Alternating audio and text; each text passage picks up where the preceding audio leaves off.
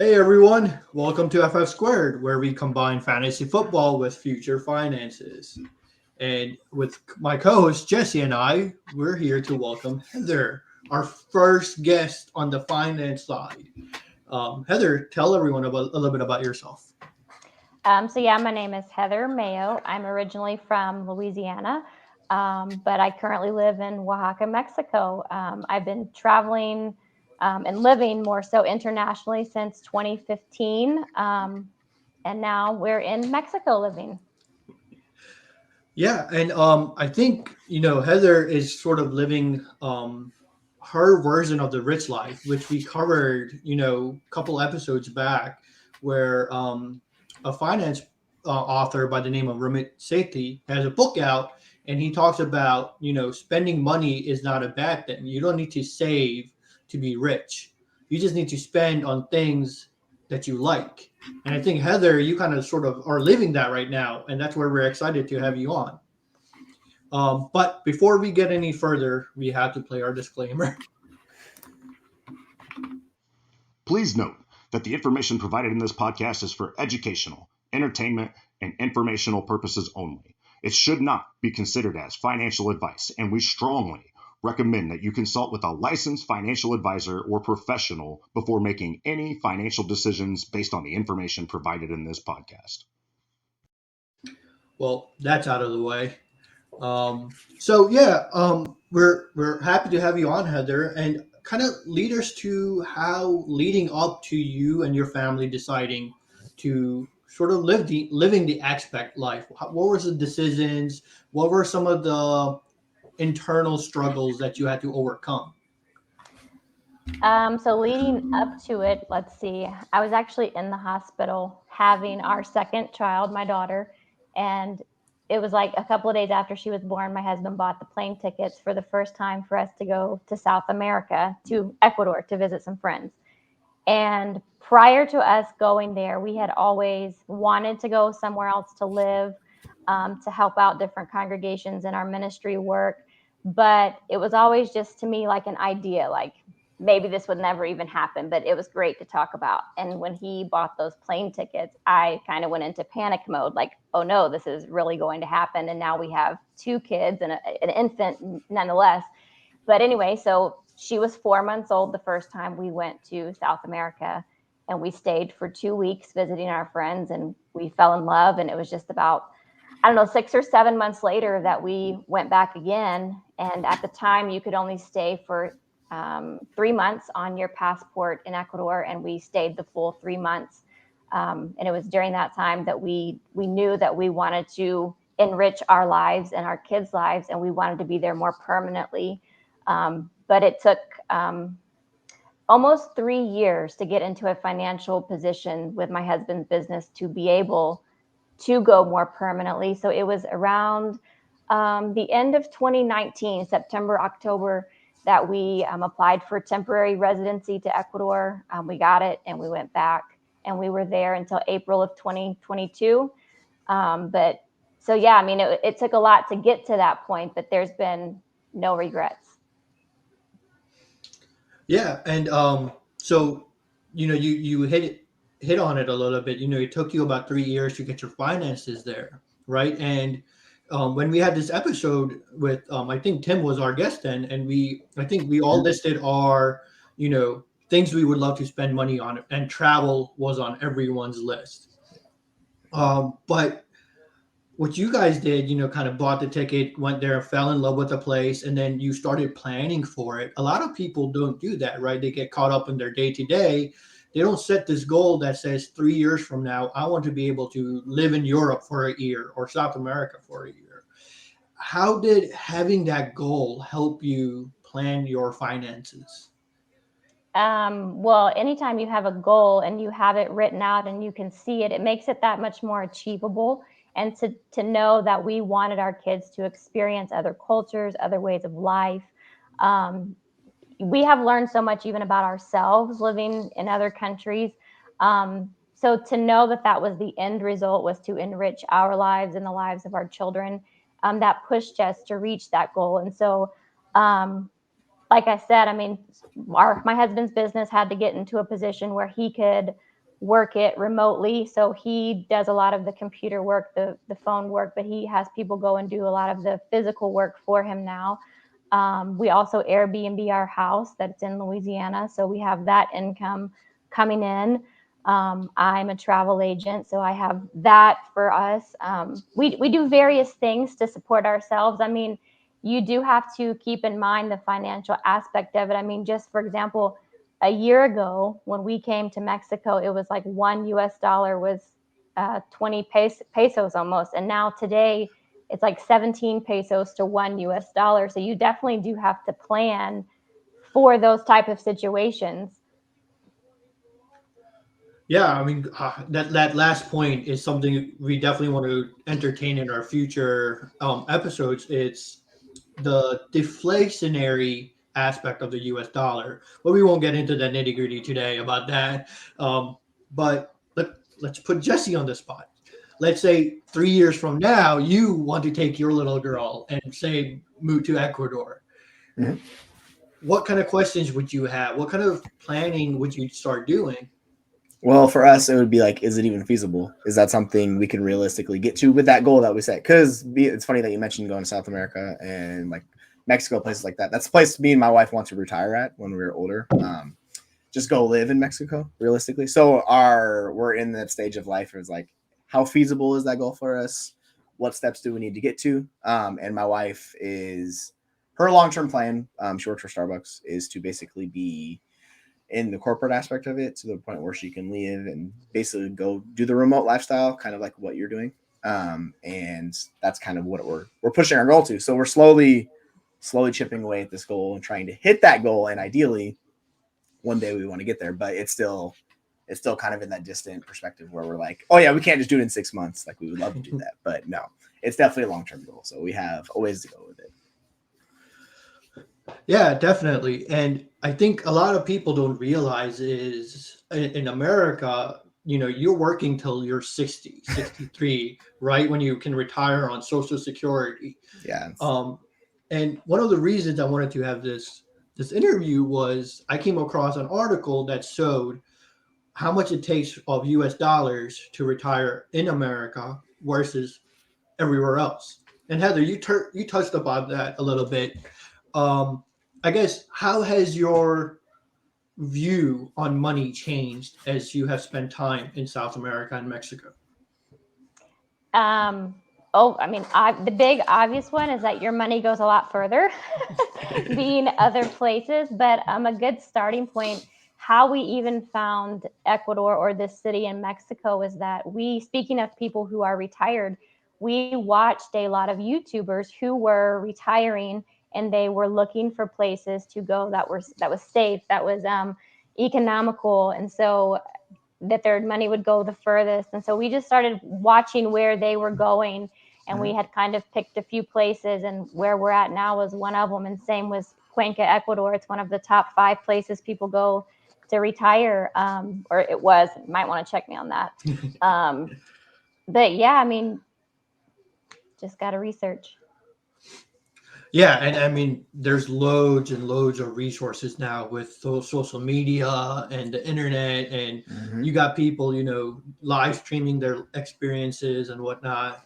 But if you had to guess, what state in the U.S. takes the most money to retire? California or New York, maybe, or Florida. Those are my top 3. Those are your top 3. Jesse, what about you? Yeah, it would be California. Depending on where you're living in California, it varies quite a bit. But if you're gonna like live in the LA or San Francisco area, just the housing market, or New York City, like those would be the most expensive places I would imagine that you could possibly retire. Right. And so that brings us to this next thing. And there's this site called Net Credit, and they do a great job of looking at from a year to year the cost of living within the U.S. and across the world on the U.S. dollar. And you're right, California and New York are usually in the top when it comes to cost of living. Florida is high up there, but luckily because of the income tax, it's a little bit cheaper. where you don't have the income tax in Florida. So, but the crazy thing to me is the range that you see here. You have places where you can retire for about $500,000 all the way up to $800,000, depending on Mm-hmm. where you live in the U.S. Um, and a lot of people don't. I feel like they get complacent and they get so much relied on their community within their town, their city, that they don't see the option of moving at all. Mm-hmm. Even moving from New York to someplace like Wyoming is a drastic change for a lot of people. But from a financial aspect, it's a net positive in any way you look at it. And it affords you the luxury to start making decisions on, hey, I want to move to Ecuador. Let's start, saving this, especially as we see this work from home environment growing due to COVID. That's the biggest thing that pops up is if people are able to work remotely, and then they could easily shift those jobs because a lot of people are not able to do that. So that's something.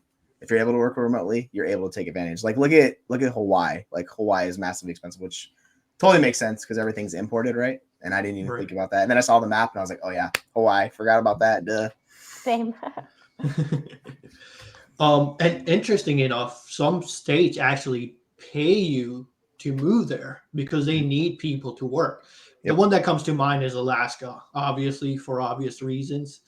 Um, but I think there are other states like Montana might also gives you like a bonus to move there. Oh, West Virginia was the other one. I recall when COVID hit, they started giving like $10,000 for moving costs, Mm-hmm. and that could go a long way. Yeah. I guess, Heather, speaking of COVID, so you kind of started this sort of permanent journey right around when COVID was about to start. Have Correct. you seen more and more people doing what you're doing? Actually, during COVID, we were for the majority of COVID, we were in Ecuador. We saw a lot of expats leave during that time just out of panic and fear. The airports were shutting down, there were curfews in place. The US Embassy was offering expats, one last flight out to get back to your home country. And a lot of our friends that we had met took that offer.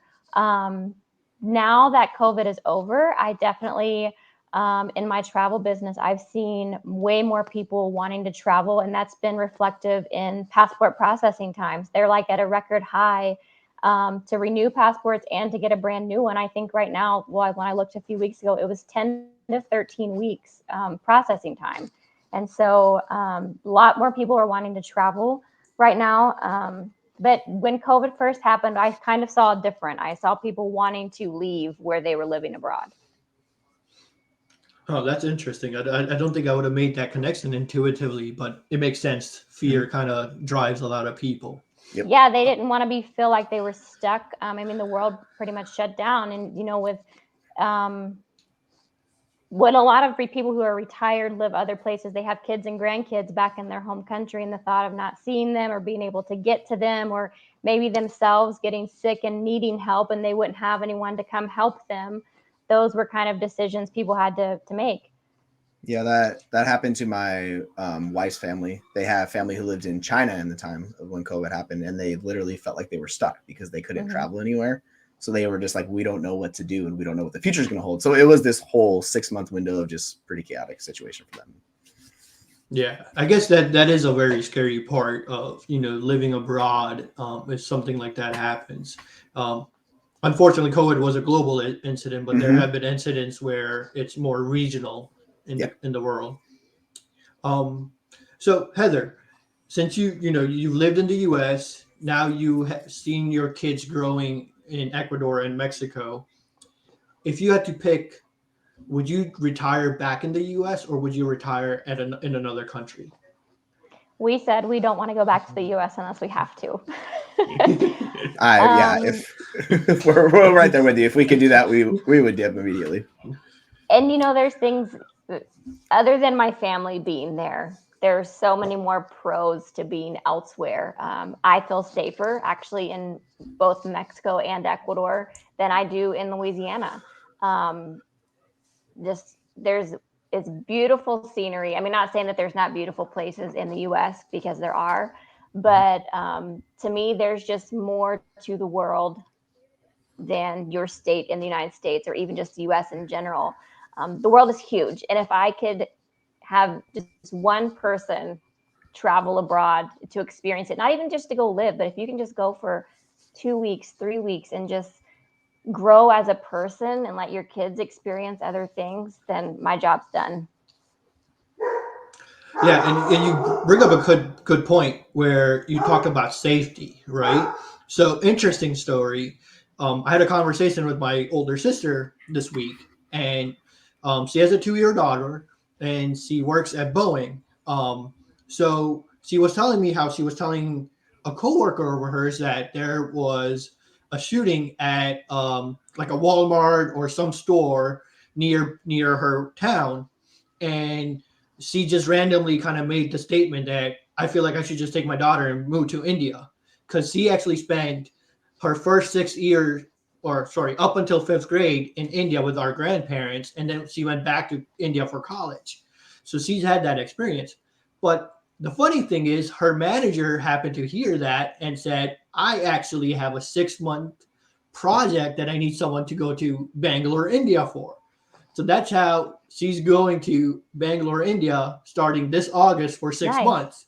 That's And I was like, oh my God, you're so lucky, all this and that. And she goes, I'm like, I even told her, I'm like, you guys need to weigh your options of staying there, because it's the lifestyle is so different when you move to a different country. And I've experienced it when I went to India at the age of 21. Before 21, I was in the US.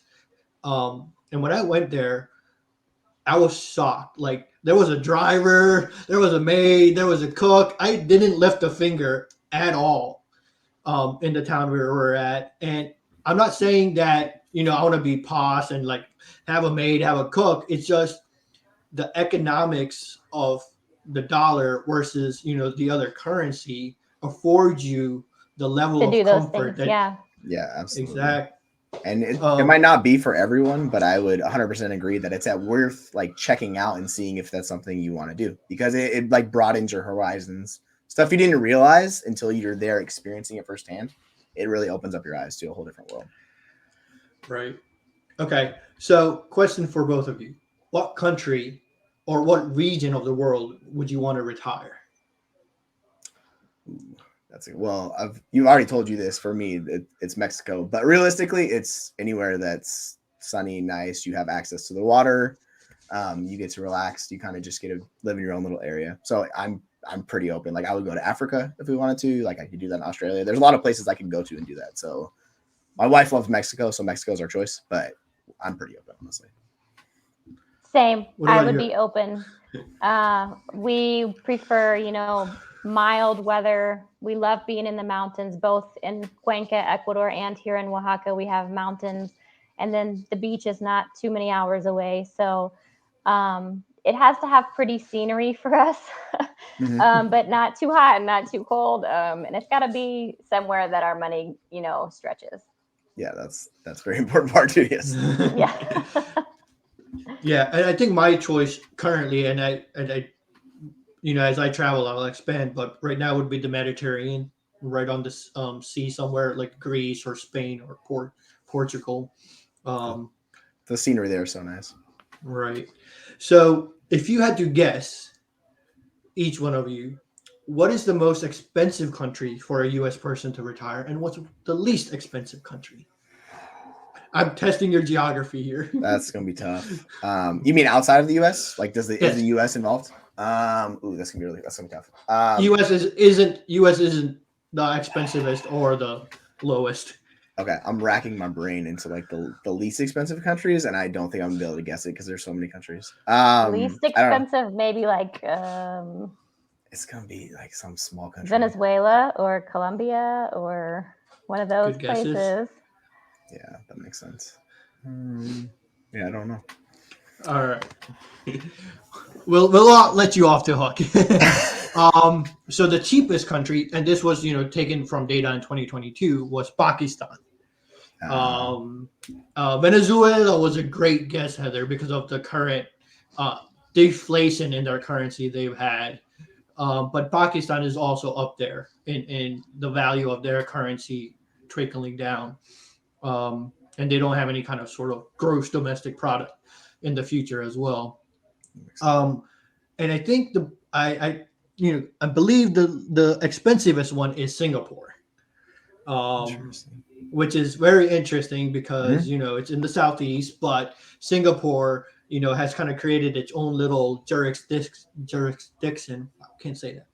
Um, where the city is the country as well. That's why it's very very expensive, because it's a city acting as a country. Oh, that makes sense. Yeah, I would have never thought Singapore. Right. But I wish I could zoom into this, but Right. we'll definitely keep, when we post the podcast, we'll definitely link both of these in the article in the description so you guys can go see it. But what was shocking to me was places like Spain and Portugal, you could retire at 300,000 US dollars. That Really? was very shocking to me. That is I don't surprising. um So Heather, I know you kind of seen that firsthand. Um, you know, if you had to give advice to people that are looking to retire early or, you know, make a travel while they're still young, um, what advice would you give them, especially regarding thinking about like side hustles? I definitely would encourage anyone to do it even way before retirement. If you think about it, people when they retire now, they are pretty stuck in their towns. They have children and grandchildren that they might not want to leave, but they also are getting older in age, and so they have health problems, and so their pool to choose from might not be as broad as somebody who is younger who doesn't have grandchildren, health problems. And also, I mean, I've experienced it with my own dad. He waited to do everything until he was retired. He's like, I have all these goals and plans when I retire. I'm going to do this and that. And he was retired for 2 years and had a major stroke that left him unable to speak and paralyzed on the right side. And now he has 24/7 care. And so that was just an experience where I was like, okay, if I can travel now, I'm going to do it because you might not have the chance in the future to do so. But yeah, if you can have an Airbnb, if you can work from home, I mean, any source of income coming in can help you travel and see the world at a younger age.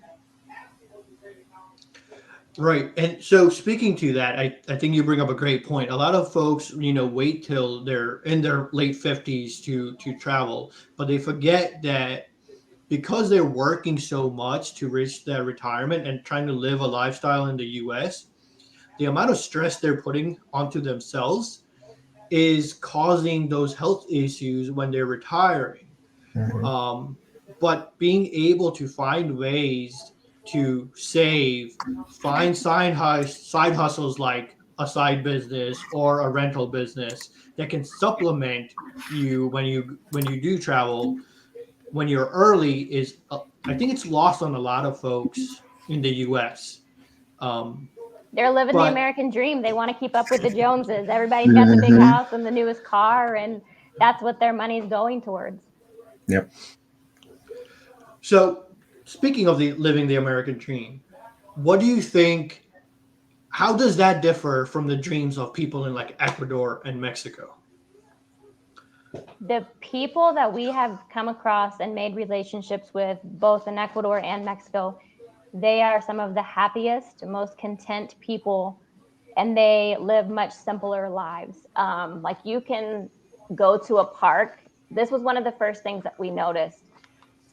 We would go to a park and it would be mom, dad, grandma, grandpa, cousins, large families at the park playing together. You go to a park in America, it might be the mom and the children, or the dad and the children, the babysitter and the children. You're never going to have the whole family. And so it's very family oriented, which is something I've enjoyed seeing and getting to experience. but just the overall contentment and happiness of the people we've come in contact with has been eye-opening. Yeah. Having visited India a couple times in my 20s, it's identical, right? Everyone's a lot more content. They're happy with what they have. But you also see on the flip side in India, where if you start going to the larger cities, you start seeing the little bit of Western influences, and everyone's competing against each other. So it's just not a U.S. thing, right? We're not trying to. No, definitely. Yeah. I'm not trying to bash the US by any means, Right. because definitely here in Mexico, you go to Mexico City and it's the same thing.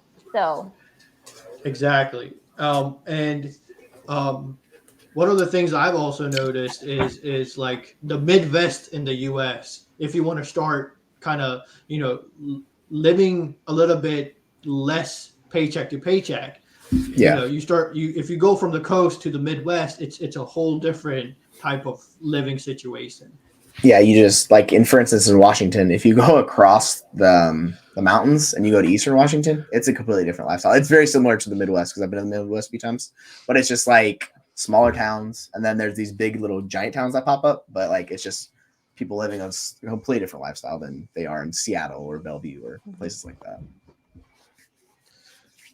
So when we had our living your rich life conversation with Tim, um, Tim, had talked to me through Twitter, and he said, one of the things he really wanted to do was be a fantasy football content creator full time, right? And in his mind, he was looking at a salary that would support his living in San Diego, right? But a lot of the times, people don't realize that moving may help expedite that. Right. Heather, have you like talked to anyone or some of your friends that do travel and work outside of the U.S. that they had that epiphany that my finances will go so much further if I do live in Mexico, if I do live in Spain? there's been very few people in our life who've actually taken the jump to actually do it. A lot of people get the concept. They're like, yeah, I know my money would go further there, but it's just them actually taking that leap and doing it. So I really don't have an answer for that, because a lot of people talk about it, but not many people actually do it and try it out. So they don't really have, facts to back up the evidence. So you're saying we need someone like your husband to kind of just buy the tickets and just make the jump. It's Yes. yeah. It's very similar. People get scared of chasing their dreams in a way. Like they have the fear that's holding them back. They know it's there and they could pursue it, but they're just too scared to do it. And a lot of people have access to do it. It's really hard to fully commit like he did, right? You're like, all right, we're gonna do it. It's like, oh yeah, but we have this, and you have to tell us all these stories, and then it's just you ends up talking yourself out of it. Yeah. And the reason I feel like people are scared, especially the younger folks in their 30s, is because they have kids. And when I bring up this conversation with the wives, she grew up in the Midwest and she was in the same house for 23 years. So she wants that for her kids, a backyard, same school district, same school friends. And I guess, Heather, what would your advice be of parenting outside the US? It definitely has its challenges. I was raised sort of like your wife, one school for the most part. Same house. My dad still lives in the same house I grew up in. So I had those same concepts and ideas for my kids, like, oh, each kid's going to have their own room and it's going to be decked out however they like. And then you go to these other countries where the houses, not all of them have a yard, or the bedrooms are small, or maybe there's not enough bedrooms and the kids have to share a room. So it's like a mindset thing. Like, you have to weigh what's more important to you. Is it being in a country where you can get out and do more things and have more contentment and happiness, or is it, oh, my kid needs their own room type of situation? They need the backyard. Thankfully, we were very patient in both Ecuador and here in Mexico. We rented an Airbnb for a short period of time, until we found something we wanted. We didn't want to just jump in because that was the first thing that was available. And where we are at now checked off my husband's boxes and my boxes, and it does have a yard, and we got the dog, and my kids have their own room. So, you know, it works out, but you do have to be patient. Schooling, we've always homeschooled, even in the US when my son was starting school. I have an elementary education degree. So we always knew we wanted to travel. So we just started with homeschool, and that's just what we've stuck with. So we don't really have a challenge with school. Yeah, and I think, you know, having that schooling internationally, and that, you know, friendship from, you know, with different kids from different culture just expands their minds a lot more. And you don't, you know, I feel like if you live in one place for too long, you start intuitively getting pressures from the society that you live in, be it in the US or be it in India. There's different pressures from each country. Um, so you start getting content in that warm atmosphere, and you belong, right? In the US, you have a yard, you have a 4-bedroom house, you're in a very good school district, and you start becoming content. And little things like taking a walk in the neighborhood makes you feel that comfort level, and it just makes it harder to pull away because everyone is so scared of change. Yeah. And I think another fear parents have is when they have children, how are my kids going to socialize with other kids, especially if they speak a different language? But kids, well, my daughter's a different story, but my son, he would go up to kids at the park and he would play with them as if they spoke the same language. And one day he was playing across the street with a little boy, and he would come home telling me words that he learned in Spanish. And I would say, well, how did you guys communicate? And he would say, well, I'd point to the ball, for example. He's like, I would point to the object and I'd say it in English, and then I'd tell him to say it. And they got along great. So it's, you know, parents do have that, you know, that concern, but especially the younger that you're able to take them and, you know, let them experience other places, the more well-rounded I think they're going to be. Yeah, and I think, you know, we actually, one of the fantasy football writers that we worked with, Jesse and I, Jeremy, he lives a similar life that you do. He's in Amsterdam now, and his wife is able to travel for work, so they've lived across Europe. So the point I'm trying to make is, you know, there are ways to live this life, but I think the biggest thing is taking that jump, is that initial jump. But if you do want to test it out, you should definitely contact Heather because she's a travel agent and a damn That's good right. one at that. I know for a fact my wife annoyed her daily for about 2 weeks trying to plan our trip. But Heather was great, and she responded and gave the best suggestions. So, you know, if you do want to check out Mexico or Ecuador or Portugal, you know, definitely hit up Heather, and we'll definitely put her contact in our descriptions in all our podcasts. But before we kind of end this and wrap this up, Heather, kind of wanted to give you a chance to, if you had to say one thing to someone like us or our listeners, what would it be as a departing Just thought? do it. I mean, you won't have any regrets. I mean, you don't get time back. So just do it. I mean, tomorrow is never guaranteed. Love it. Makes me I kind of think emotional. Sorry. no, I'm glad. I think, you know, what you're saying, you really truly believe it. I think you understand that people are scared of that jump, that and you're trying to communicate to them, do it now. Don't let your dreams, you know, hang in there for until you're 55 or 50. Just go do it now. Find a way. The world is abundant. And one of the things that Ramit Sethi says in his How to Live a Rich Life is, yes, you do need to cut your expenses, but the world is 8 billion people now. There is money to be made. Yeah, And definitely. you can find ways to make money anywhere you live. Just don't worry about the security. Go do what you need to go do.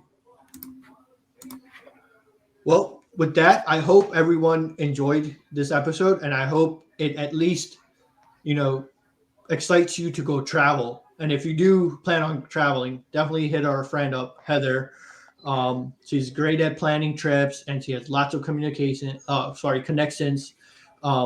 So definitely hit her up and stay tuned for our next episodes. Thank you. Thank you. Thank you.